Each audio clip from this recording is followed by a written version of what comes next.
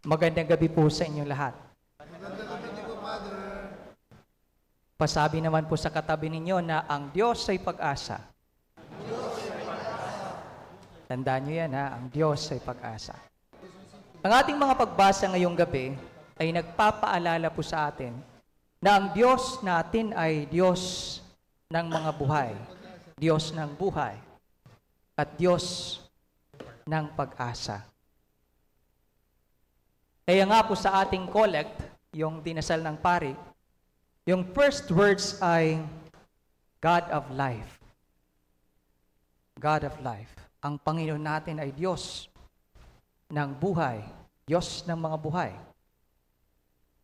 Kaya nga po sa video na pinapakita sa atin, kung nakikita nyo sa Facebook, ano ang sabi ni Father Herbert? Dito sa Peña, ang Pasko ay pag-ibig. Pag-asa. Pag-asa. Ang Pasko ay pag-asa. Ito ang tema ng ating mga pagbasa ngayong araw. Specifically, pag-asa, kwento ng paglilihi. In a form of paglilihi. Yung anghel bumisita with the good news. Kahapon kay Mama Mary, yung gospel. Yung anghel bumisita kay Mama Mary with the good news. Ngayon naman, anghel din ang bumisita sa ating first reading sa asawa ni Manoah. At sa ating gospel, anghel din ang nagpakita kay Sakaraya. Mga anghel. Alam nyo, when it comes to kwento ng paglilihi, story time tayo ha. Story time. May karanasan ako about kwento ng paglilihi. Meron akong pinsan na itong pinsan ko mahilig mag-magic. Magic in a sense na yung girlfriend niya, nabuntis niya. Tapos nung mabuntis, na di pa sila kasal, sabi niya, pananagutan ko. Heto na ngayon, mamamanhikan. Wala siyang kasama.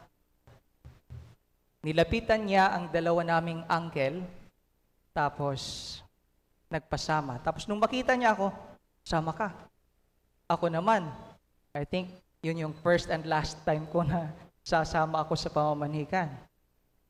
So naganda kami, bumili kami ng manok, bumili ng pansit, bumili ng soft drinks, bumili ng tinapay. Yung pupuntahan namin medyo malayo-layo. Mga 1 hour pa na maghahabal. Motor. So nagmotor kami. Pagdating namin doon, sa harap ng bahay, may nakapark na bagong motor. Bagong motor. Bagong kuha. Siguro kakabili lang. Sa bahay na iyon.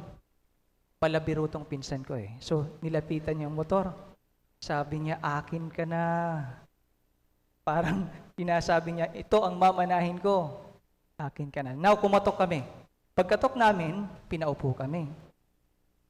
Tapos sabi ng uncle ko, andito po kami para mamanhikan. Itago natin ang pinsan ko ito, ang pangalan niya na Roberto. Roberto with an O. Siyempre, galit yung tatay. Di ba?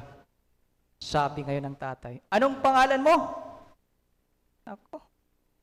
Nakaupo kaming 4. Sumagot ngayon yung pinsan ko. Alam niyo kung anong sagot niya? Robert without O. So kaming 3, hindi kami makatawa Yung brain namin, yung mata namin nag-uusap-usap, pero nagtatawanan sa loob ng brain. Pagka-uwi namin, kantsawan. Anong Robert? Roberto ka. Roberto ka. That's my story about paglilihi. Nabuntis ng pinsan ko, ang kanyang girlfriend, di na niya kinailangan ng anghel. Hinunahan niya ang plano ng Diyos. Hinunahan na ang plano ng Diyos. Anyway, going back sa ating mga pagbasa ngayong araw, mga kwento ng paglilihi. Hindi lang ordinaryong kwento. Kasi itong mga kababaihang ito ay mga baog. At hindi lang baog, advanced in age. Ano sa Tagalog yun? Matanda. So pag matanda po kayong single, may pag-asa pa po. Sabi ni Father Herbert, di ba? May pag-asa pa po. Advanced in age. At yung background po nito, alam nyo noong una, pag kayo'y mag-asawa na walang anak, ang tingin sa inyo ng community ay makasalanan kayong sobra. At ang tingin nila ay pinaparusahan kayo ng Diyos ng ganyan dahil sa makasalanan kayo. So malaking kahihiyan po. Malaking kahihiyan kay Elizabeth sa kanilang mag-asawa at kay Manoah at sa kanyang asawa. Malaking kahihiyan. Pero kahit ganun pa man kahit baog po sila, may ginawa ang Diyos. May ginawa ang Diyos. Ito ay nagpapakita na God did not abandon them. Ano ang sabi sa gospel last words?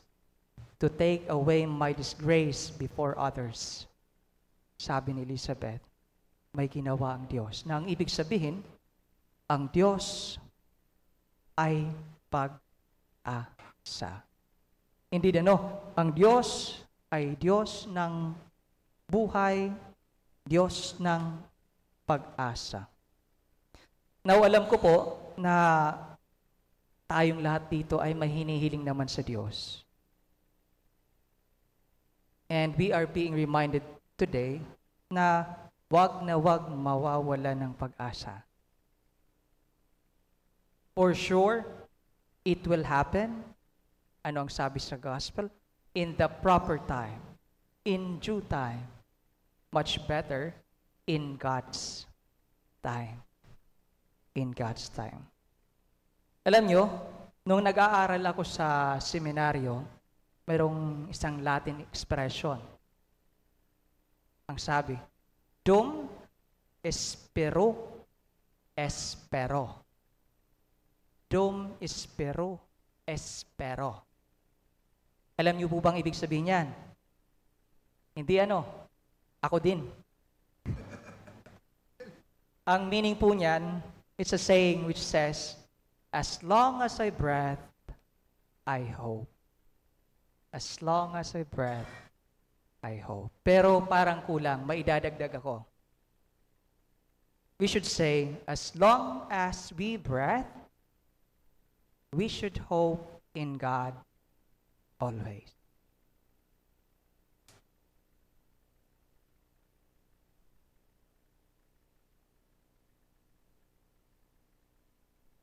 Please rise.